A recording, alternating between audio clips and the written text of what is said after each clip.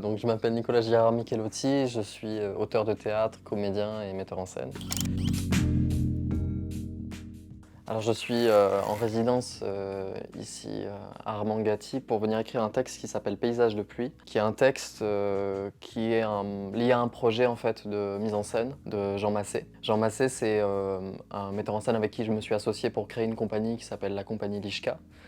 Et donc ce premier projet, qui est soutenu par l'incubateur de la Comédie de Béthune, donc qui verra le jour en mars 2024 à Béthune, c'est fait en collaboration avec des comédiens et ça a été construit en aller-retour entre le plateau et l'écriture, mais finalement c'est pas totalement de l'écriture de plateau dans la mesure où moi j'ai beaucoup regardé, j'ai beaucoup pris des notes, mais j'ai pas écrit les improvisations des comédiens. J'ai simplement amassé de matière et réfléchi avec eux et discuté avec eux pour ensuite venir en résidence, donc ce mois-ci, et essayer en quelques semaines d'écrire presque d'un trait ce texte qui sera donc finalement la matière de ce spectacle, quoi.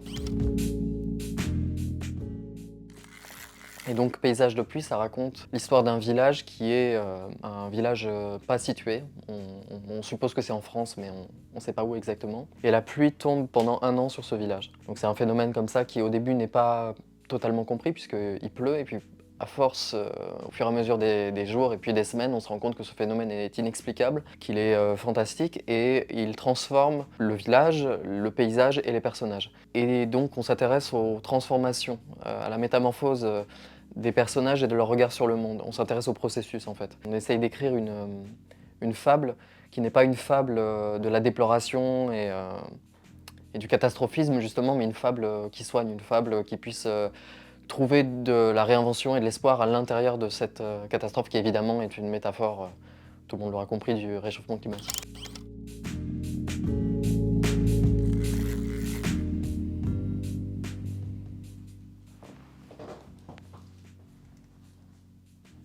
Alors ça c'est moi qui n'arrive pas à trouver. Ah oui, hop, celui-là, Le Pays Lointain.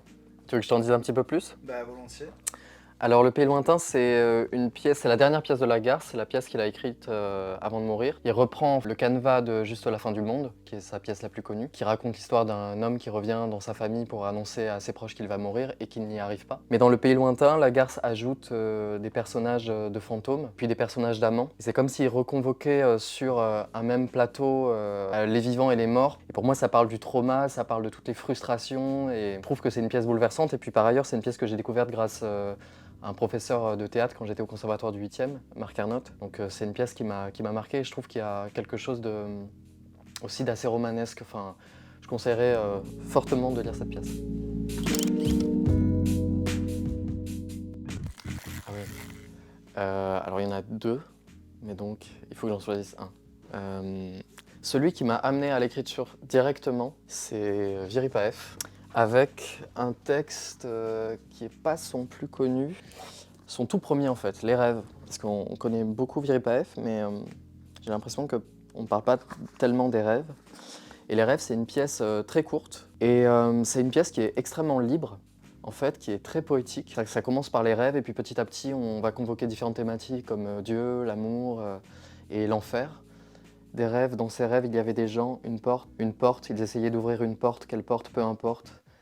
Les gens parlaient de choses variées, vraiment très variées. Par exemple, ils disaient que la souris était sortie du bocal, que les enfants avaient le nez ridé. Je ne pouvais rien comprendre, rien. Je me souviens bien, dans le premier rêve, ils parlaient de la beauté, la beauté. Et ensuite, ça continue, la beauté, c'est un ventre, la beauté, c'est un poisson, enfin bref. Et je trouvais que ce réseau d'images qui était construit dans les rêves était d'une immense liberté. Voilà, pour ceux qui veulent découvrir, Ivan Viripaef, c'est un auteur très très libre, très inspirant. Alors, je vais continuer envers et contre tout.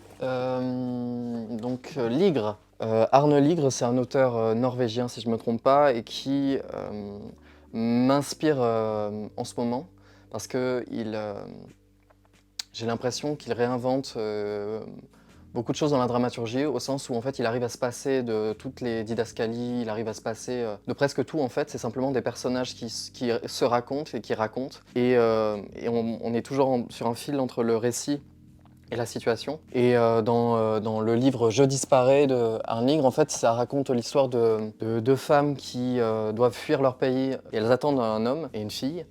Et en fait, le temps passe et ces personnes n'arrivent pas. Et alors, pour réussir à patienter, à déjouer la peur, elles commencent à se raconter des récits. Sauf que ces histoires-là, enfin, elles se matérialisent, elles deviennent aussi vraies que la vraie histoire. Et en fait, elles ont comme un effet sur la réalité. Parce que si dans une histoire, on raconte que l'homme, par exemple, laisse mourir la femme, ou la laisse se noyer, ou quelque chose comme ça, bah forcément, quand on revient dans la réalité, il y a une impression d'inquiétante étrangeté qui reste là. Et du coup, moi, Arne Ligre, je l'ai lu récemment parce que ça m'a ouvert pas mal de portes, en fait, aussi dans la dramaturgie. Enfin bref, ça m'a donné de la liberté, quoi. Voilà, donc je conseillerais aussi de lire Je disparais. Voilà. Oui, parce que j'en ai pas parlé, mais Illusion de Veripaev, ça c'est enfin, bref, vraiment, je te parle d'Illusion. Illusion, c'est peut-être dans le deuxième. Illusion, attends. Mais j'ai pas réussi à dire ce que je voulais dire sur Arne Ligre, j'arrive pas, c'est très difficile, c'est très complexe en fait. C'est ce sort de... Mais d'ailleurs, ils ont un point commun, Arne Ligre et Veripaev, c'est qu'ils ont une sorte de... Ils jouent entre le récit et la fiction, enfin entre le récit et la réalité. Et le récit vient concurrencer la réalité, c'est ça qui est troublant. Et dans Illusion de Veripaev, ça raconte l'histoire, donc en fait, il faudrait le dire vraiment, c'est que c'est d'abord des comédiens qui racontent un récit. Et ce récit parle de 4 personnes âgées. Donc c'est assez marrant parce qu'il ne dit pas que ça doit être joué par des personnes âgées. Par exemple, c'est première femme 30 ans, deuxième femme 30 ans, premier homme 35 ans, deuxième homme 35 ans.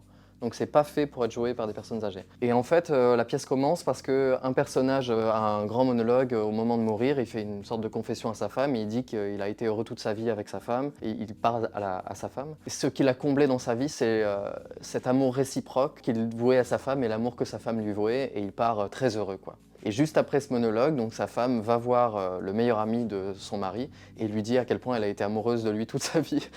Et donc voilà, on comprend qu'il n'y avait absolument pas d'amour réciproque, que tout ça c'était une fiction que se racontait le premier homme. Et en fait comme ça va rebondir d'une histoire à l'autre et tout d'un coup les émotions des personnages en fait les amènent dans une sorte de grande irrationalité qui fait que toute leur vie ne devient qu'une histoire possible et finalement l'émotion qu'ils ressentent au moment T où ils parlent devient permet un récit qui devient la vérité selon eux. Et donc c'est une pièce comique mais qui est porteur d'une dimension tragique en fait. Parce que ce qu'on dit à la fin de sa vie, on le dit pour toujours et on ne peut pas le reprendre. Enfin, il y a quelque chose comme ça. Cette idée de l'illusion et du mensonge à soi-même et de la façon dont le récit transforme la réalité, elle est très puissante et elle est très très bien menée par Veripaev dans cette pièce. Voilà.